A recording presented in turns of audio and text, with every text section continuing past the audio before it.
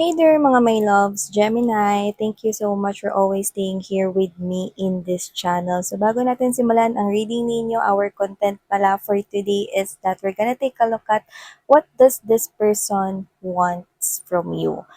So this could be anyone right here. So set your intention. So if you have a specific person right here on your mind, so you might want to focus on them bago tayo magsimula or while shuffling the cards right here. So we're going to take a look at what are their true intentions and feelings for you, Gemini. So let's see. Just take how this resonates. You do not have time period here. So this is timeless and also we do not have any gender. And kapag nagbanggit ako ng sign, let's not get fixed to it. Okay? So mag-focus kayo sa vibration, sa connection, at sa inyong storyline right here. So yeah.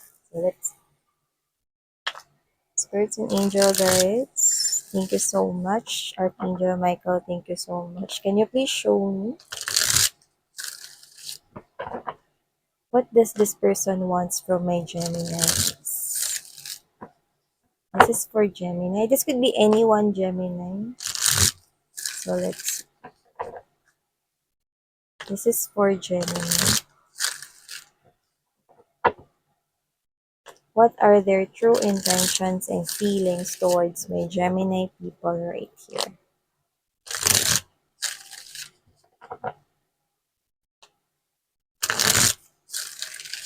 What do they want from Gemini?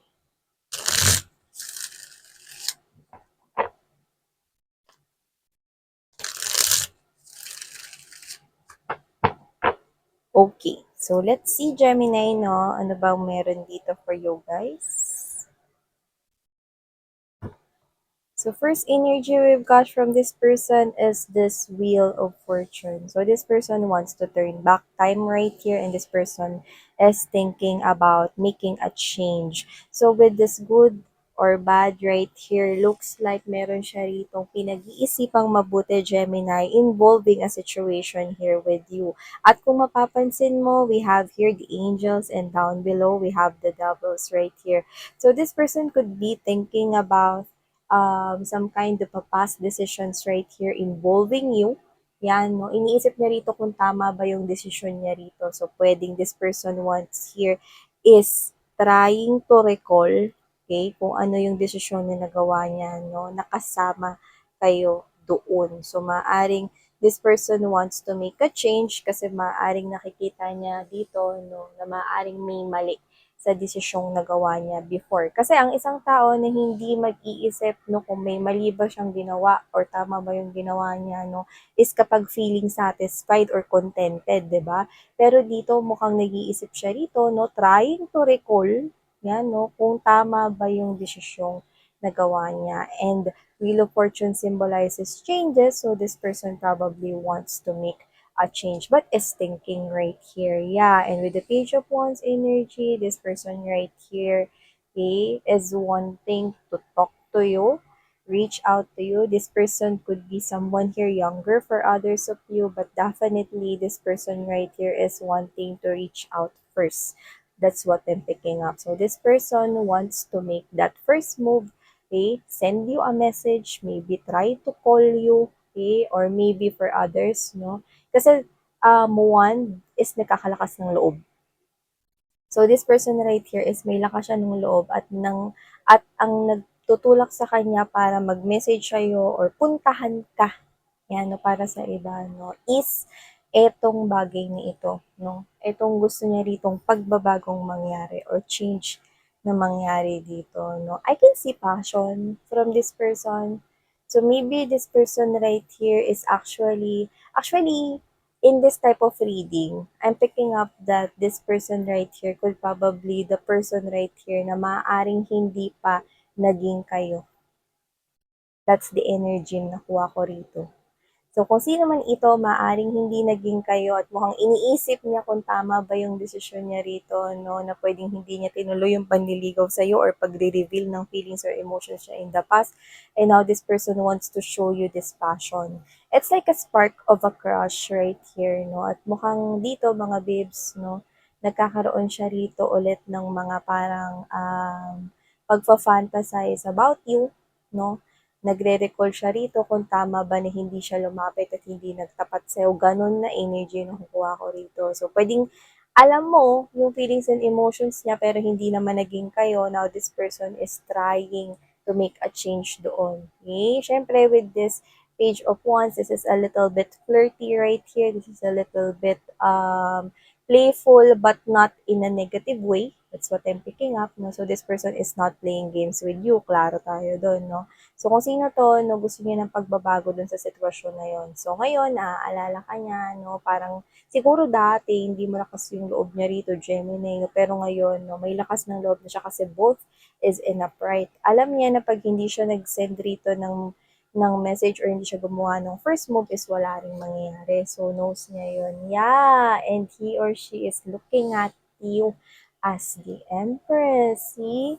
Tingnan mo kung paano kanya tingnan rito, no? Parang, ay, sayang. Sayang naman kung hindi ko to itutuloy with Gemini. Yan, no? See?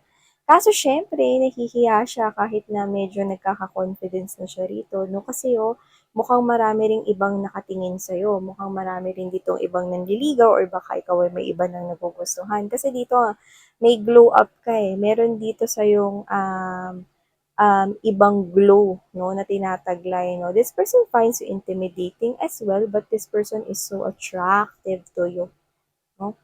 So attracted to you, so attractive to you. Pinagsama. Sasabihin ko kasi you're so attractive right here and this person is so attracted to you. So, yan, no? So, whatever the case may be, nakikita ko rito that this person finds you as someone here na level up. Yung nakikita ko dito, Gemini. So, kung sino man siya, this person is seeing you as someone here, no, na super angat sa iba. So, yan. Pero yun nga, no, magpapadala pa rin ito ng mensahe, no, kahit na naiisip niya rito na baka meron ng iba ritong nagpapapansin sa'yo or may iba na rito mga babes na gustong mag-try rito, no, na pumasok sa mundo mo. Pero alam mo yung parang meron siya ritong nasa-sense sa'yo, no? Kasi pwedeng matagal ka na nga niya kilala talaga, no? To the point na kilala rin niya na hindi ka basta-basta namimili ng kung sino-sino lang. Yan, no? Kaya parang meron rin siyang lakas ng loob na magpatuloy at umamin, no? Kasi ikaw tong klase ng person, no? Not that you're picky. You're just looking for someone who is same as your level. Yun, no? So parang isa sa parang nagpapadagdag ng confidence niya is that pwedeng pwedeng wala pang kayong relationship to si Gemini kasi si Gemini kasi ayaw niya nung basta-basta lang or kung sino-sino lang. Yan, no? So, yun yung sinasabi niya sa sarili niya para palakasin yung loob niya. Wala pang love life yan si Gemini kasi hindi yan basta-basta nakikipag-connect sa kung sino-sino lang. Yan, no? And with this Page of Swords energy, this is the energy of someone here who could be younger than you or baka may ang difference sa inyo when it comes to status, no? Pwedeng sa trabaho, pwede rin sa pamumuhay. So whatever the case may be, this person is actually trying his or her best, no? Parang alam mo yun, siguro ang nakukuha ko dito ang dahilan, Gemini, kaya hindi natuloy rin, no, yung pag-amin niya ng emotions and feelings or kung hindi natuloy yung relationship niya before, no, especially noon. Kasi pwedeng nahihiya siya sa'yo eh. Kasi gusto niya mga babes na mapantayan niya muna mga babes, no? Or parang may mapatunayan muna siya, okay? Sa sarili niya and sa'yo, no? Bago siya rito manligaw or umamin ng feelings and emotions. No? So, maaaring noon, sabi ko nga sa inyo, maaaring may gap rito no, sa status niya. No? Tsaka pwede rin kasi mga babes na nung time na yon no, pwedeng mas nakakaangat ka na, mas nakakalamang-lamang ka na. No? So, parang siya to na parang nahihiyan lumapit sa'yo kasi wala pa siyang sapat na mai-offer sa'yo, no, na something big, no, so ayaw niya naman ng ganun. Kasi ayaw niya rito na may isip mo, no, na mag-offer lang siya ng kung ano lang yung meron siya, no. Gusto niya kasi ibigay dito, no, is something more para sa'yo. So, yan, no. So, we have here the Tower. So, yun na nga, no, nagkaroon dito ng major realizations with the lightning in here. This is my awakening, yan, no, moment realizations right here. So, na-realize niya rito mga babes, no, na kailangan niya rito na mag-step up, no, Kasi maaaring itong person na 'to ay gumawa na rin ng paraan 'no, para hindi naman sa paano mapantayan ka niya 'no, kasi nakikita ko pa rin dito na mas nakakaangat ka 'no. Pero ngayon siguro meron na siya ritong napatunayan sa sarili niya, may achievements na rin siya 'no, kasi nagsipag naman 'to, eh. I'm picking up that kind of energy 'no. Nakikita ko siya rito 'no, na nagpaka-busy sa kanyang trabaho 'no, at nakikita ko rin dito na meron din siyang money and finances 'no, at talagang naayos niya rin talaga yung sarili niya 'no. So, hindi ko sinasabi na siya ay vain, pero ngayon meron na siya nun talagang pambili, meron na siya nung parang, panggastos dito 'no. Talagang masasabi niya na ano, na malaki yung improvement niya kumpara noon, yun yung sinasabi niya rito. So now, nagkakaroon na siya ng gat rito 'no, tsaka kasi parang medyo na may halong pressure, nape-pressure din kasi siya rito Gemini kasi ang daming tao sa paligid mo. Baka maunahan siya, yung ganyan 'no. Parang super tagal ko na ngang ano, eh, huminto, eh, nag-pause para kay Gemini tapos maunahan pa ako 'yan 'no. So ang dami niya ritong naiisip 'no. And with the Page of Coins energy, okay, see meron talagang difference ito sa inyong dalawa at puwede talagang age ito. Pero gusto niya rito mag-offer ng something solid, something healthy with you, 'yan. I can see offer talaga coming from this person, okay. Naghahanda siya rito, pinag-iisipan niya kung paano siya rito e-entrada sa buhay mo with the red carpet. At i-offer niya sa'yo rito ang bagong simula. Yeah, this is a very solid offer right here. And this is not for everybody, pero nakukuha ko rito mga babes, no, na pwedeng if hindi ikaw yung single mom or single dad, pwedeng siya yun.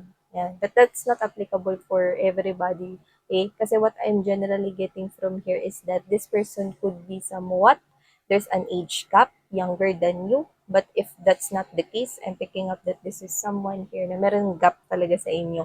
Noon pa lang, pwedeng status sa life. So yeah, I can see offer coming from this person right here. And yeah, see, look at that. Seryoso niya talaga at paninindigan niya na talaga 'tong mga babes sa desisyon na ito 'no. So this person sees marriage with you. This person wants to be the haligi or the, ilaw ng tahanan right here 'no. So nakikita ko dito mga babes that this person actually is serious at seryoso na siya rito makipag-commit sa'yo. So prepare yourself Gemini because I can see this young man or young looking man or young woman or young looking woman right here coming towards you. So, wow. Yeah, so thank you so much, Gemini. Sana ngayon love and life. Annyeong.